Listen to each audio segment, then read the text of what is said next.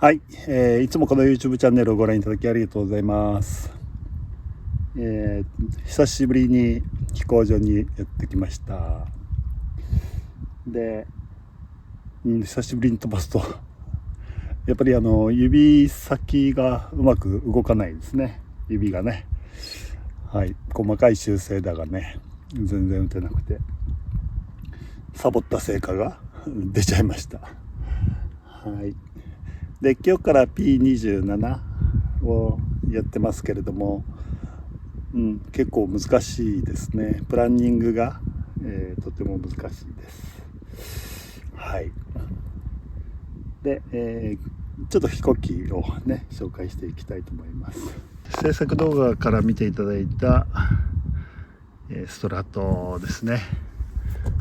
この極端な交代角が特徴的な機体です。で、使ってるパワーユニットなんですけれども、まずプロペラがファルコンの、23の20っていうペラかな。そうですね、23の20って書いてありますね。はい。で、そうそう、あと特徴的なやつ、足が狭い、とても、ナローなトレッド、ホイール、間隔がね狭いですね。キュッて足が狭まってる感じがします。デュアルスカイの、3500ですね。ちょっと外してみましょう。はい、CRS3500 ですね。で、アンプは、XV の1000、そうですね。電動ファンがいっぱいついてますね。2個ついてます。で、バッテリーはあれ使ってます。フリーマックス。バッテリーはこれですね。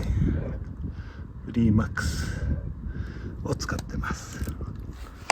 で、アンチスパークがついてないので、スープラ X のアンチスパークをつけてます。これ80アンペア用なので、本当はもうちょっとでかい方がいいかもしれないですね。で、受信機のバッテリーはゼの2200ミリ、Amazon で買ったやつですね。で、受信機の、スイッチが大容量のやつで、そうですね、XT でつないでますね。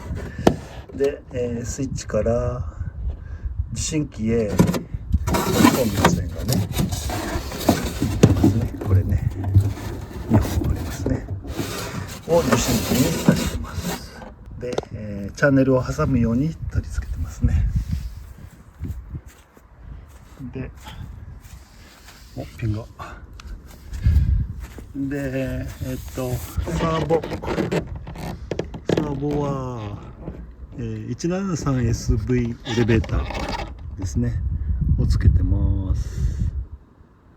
はい。で、ラダーが A501 ですね。見えるかなです。エルロンは HPS サーボですね。エル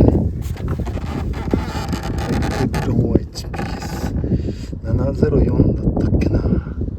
なんかそんな感じのサーボをつけてます。はいはい、そんな感じでじゃあちょっとはい飛ばしていってみましょう。はい、ONDAデザインの、フライトコーチを乗っけて飛ばしてみます。